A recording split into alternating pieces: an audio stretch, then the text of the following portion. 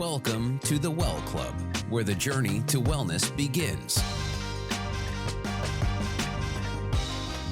Take a deep breath, open your mind, and join us as we explore the endless possibilities of well-being. Here's Dr. Rob Duke. Dr. Courtney Tracy, known as the Truth Doctor, has made a huge impact on social media with her candid approach to mental health.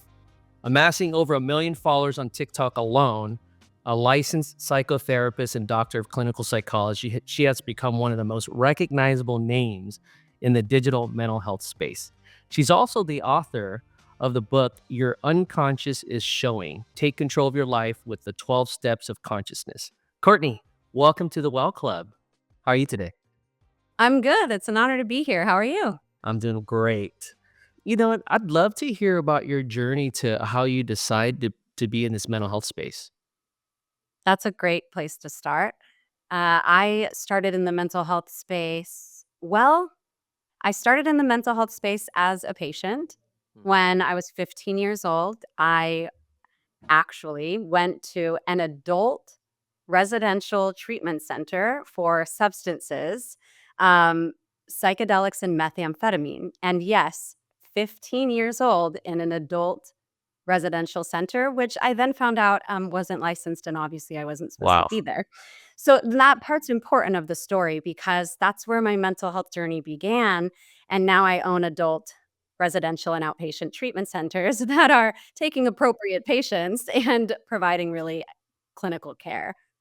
I realized, however, my first time in treatment and then subsequently getting into an AP psychology class in high school, that there were people in the world solving the questions that I had been asking myself my whole life. Right. And I made a decision in that moment that I was going to eventually, and my point person in this treatment center was the van driver driving us to meetings. And I said, one day I'm going to be the person driving the van, not the person in the van. Yeah, I love And I that was able imagery. to take it far past being the van driver to being the founder and clinical director. Wow.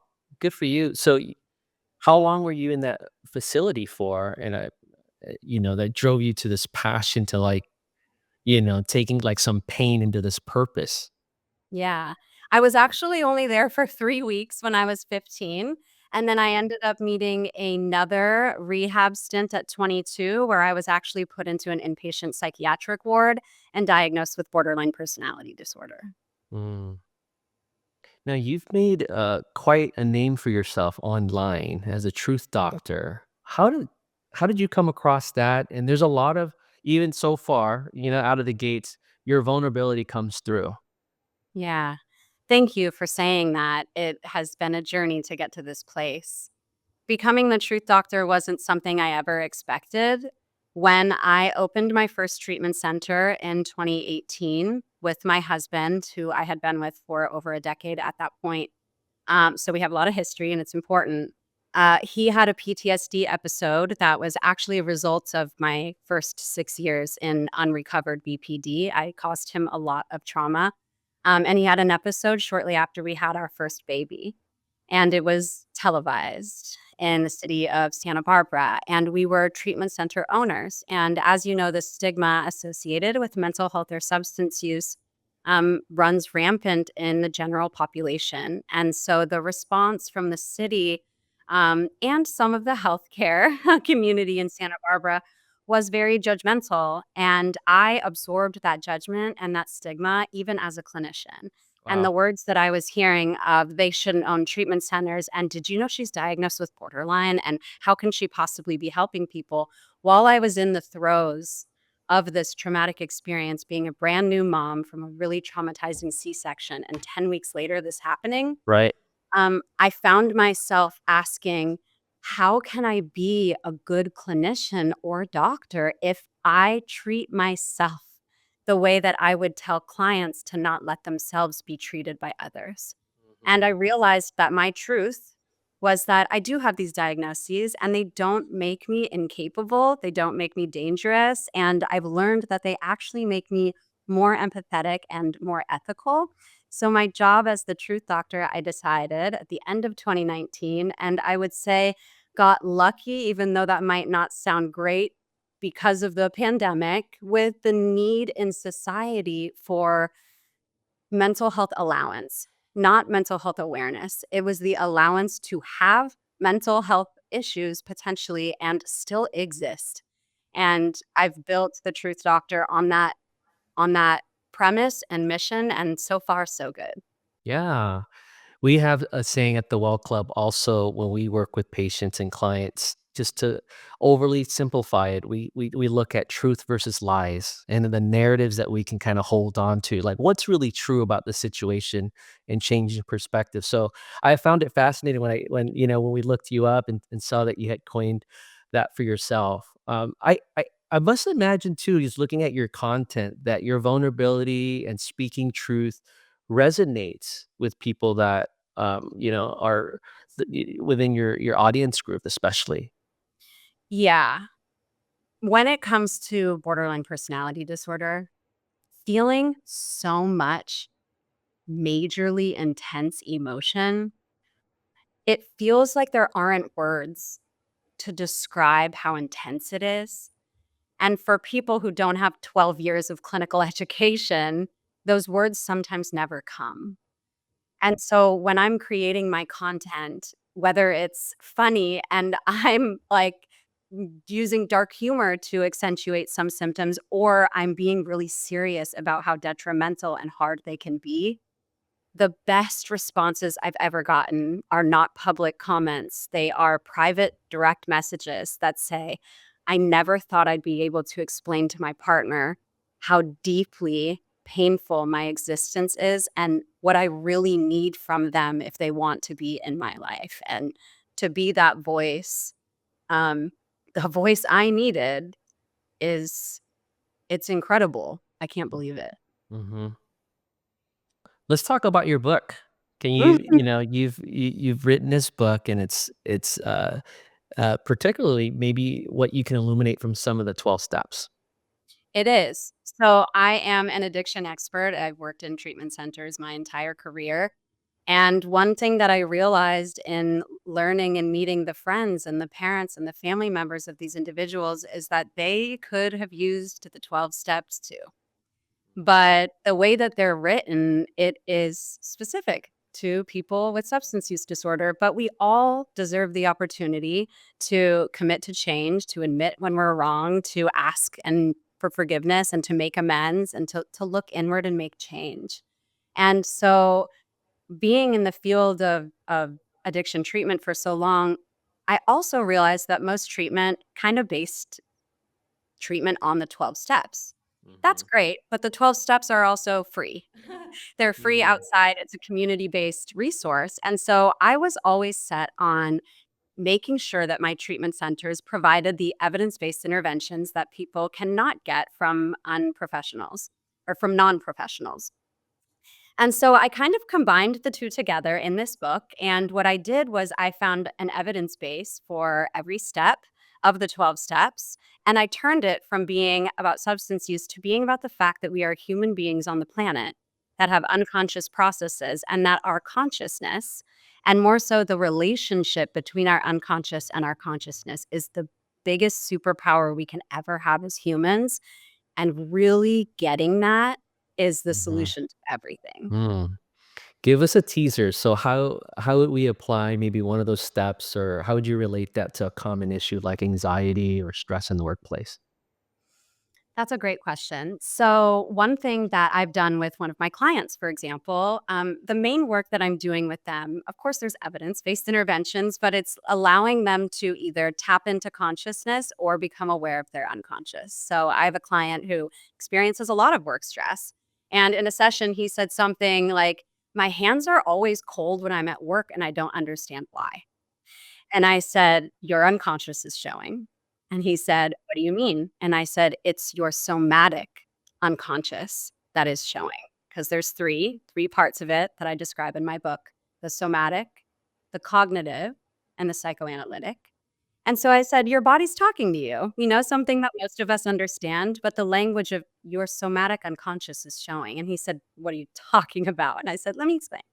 And the roundabout solution to his understanding was you are becoming aware of a message from your body that your blood is flowing to other areas besides your hands as a result of anxiety or stress or uncomfortability, and becoming aware of those messages, going inward and being with your unconscious instead of being afraid of it, wanting it to go away. That ultimate connection between him saying, I'm here with you, hands. I realize you're cold. And now I'm going to put you under my butt and make your hands warm because that helped my brain, and it did help his brain.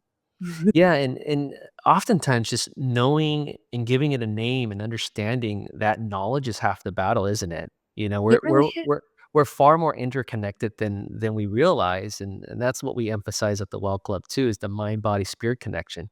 Very similar, just like to how you outlined that, is being aware and in tune with, wait, what's my body saying, and how can I leverage that message to start to kind of diagnose what's going on here and paying closer attention to it.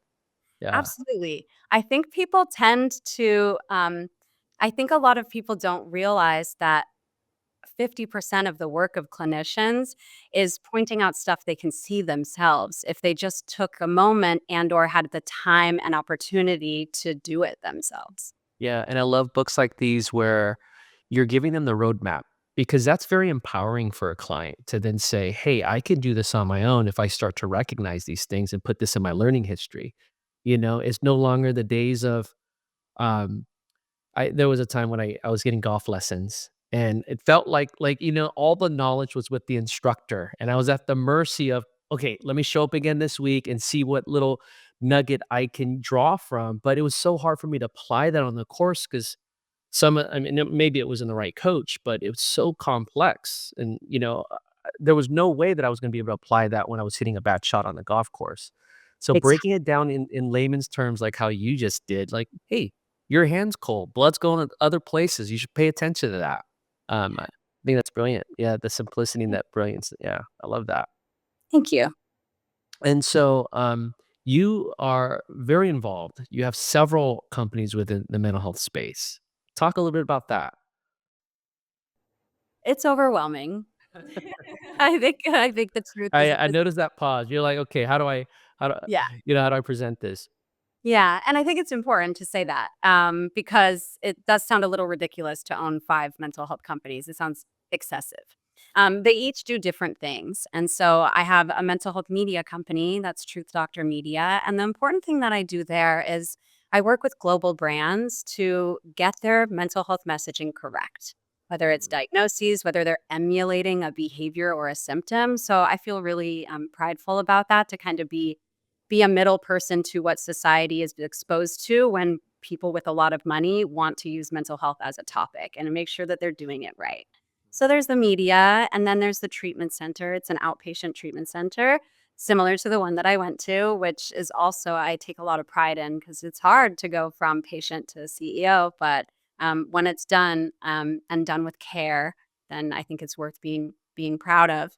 Um, and then I have a nonprofit that is launching in the fall, and it's associated with my book, Your Unconscious is Showing. And the purpose there is to go into schools, middle schools, and high schools, and provide this education on, of course, an even more simplified level to human beings when they could use it at the most opportune time.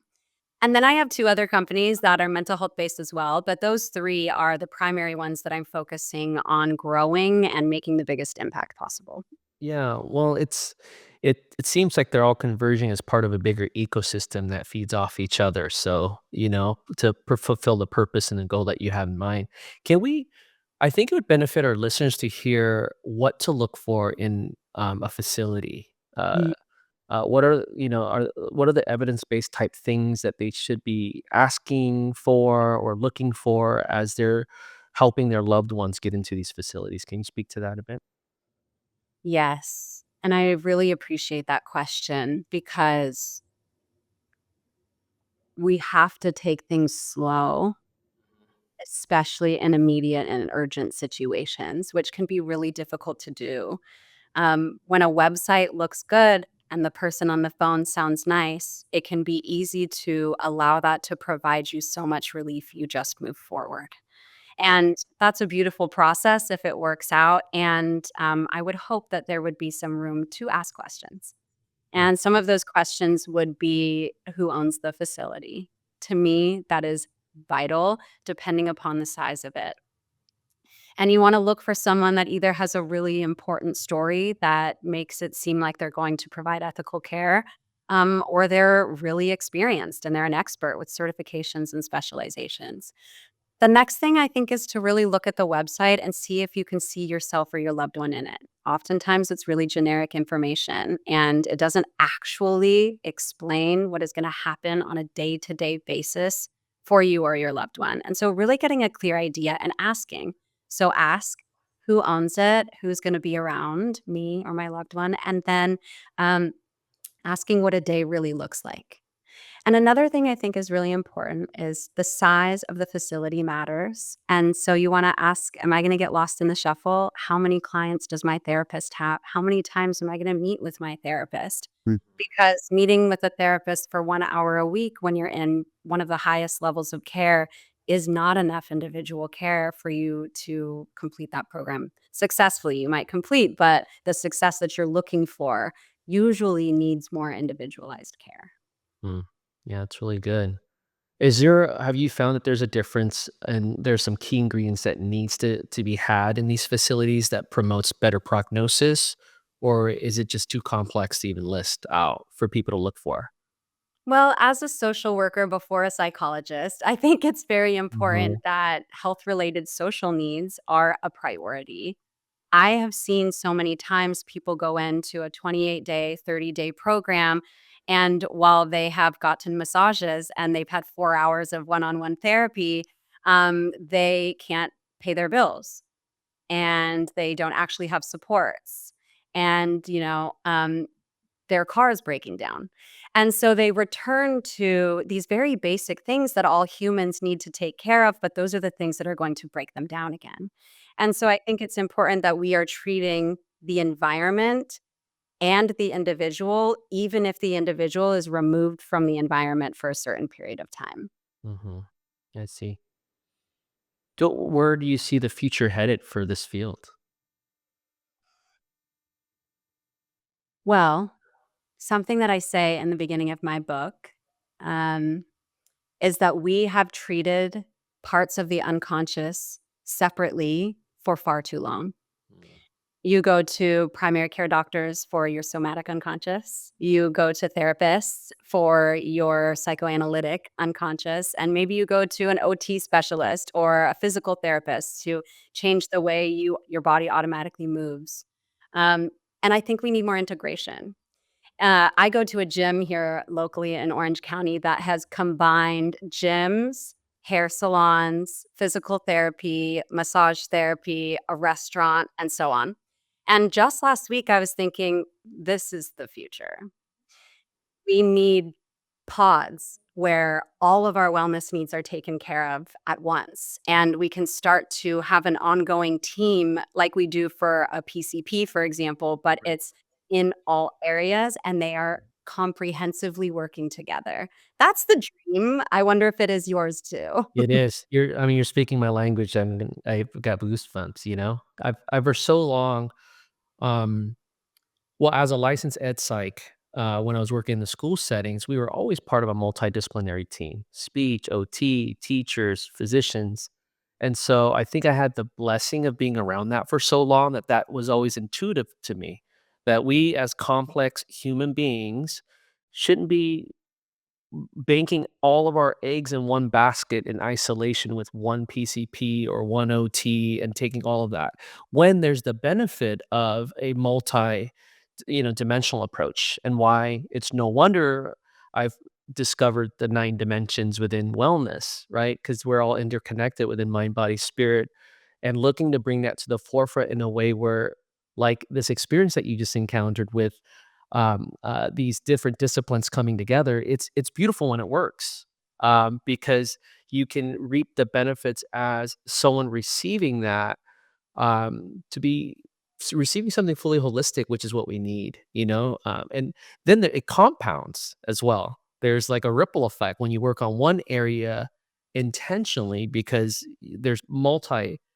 faceted regions that you're targeting, and you're doing that with an with clear intention, there's widespread effects. So we are very excited about the possibility of that as well, in the future. Yeah, that's really amazing. And I think what it also does is it allows the patient or the client to understand the connectedness too, it's not just one provider saying all these things are connected. It's like 10 providers saying we are connected because you are connected. And not only does that give them education, but it gives them safety and security and a place to go where people, not a person, are there for them. Yeah, I love that. So just in closing, is there anything that I didn't ask yet that you want to share today? What I would like to say with the state of the world to anyone listening is that even when things feel very out of control, there are still things that you can control. And those things are your body, your brain, your mind, and your actions. And I encourage each of you to remember that. Write it down, do something because you deserve to be in control, and to remind yourself of that. Thank you. That's lovely put. Well, I had a great time, Courtney. Appreciate you being on the show. Yeah, thank you so much. It was an honor. And really, I would love to talk to you more. I want to learn more about the 9 dimensions you mentioned. And I really would love to pick your brain about the future with this cohort type comprehensive care. Absolutely. Let's do that. This has been the Well Club. Remember that wellness is not a destination, but a continuous path of growth and self-discovery. To learn more about Dr. Rob Duke, go to drduke.com. Until next time, stay curious, stay inspired, and always remember to nurture your well-being. The Well Club is a production of Forbes Books.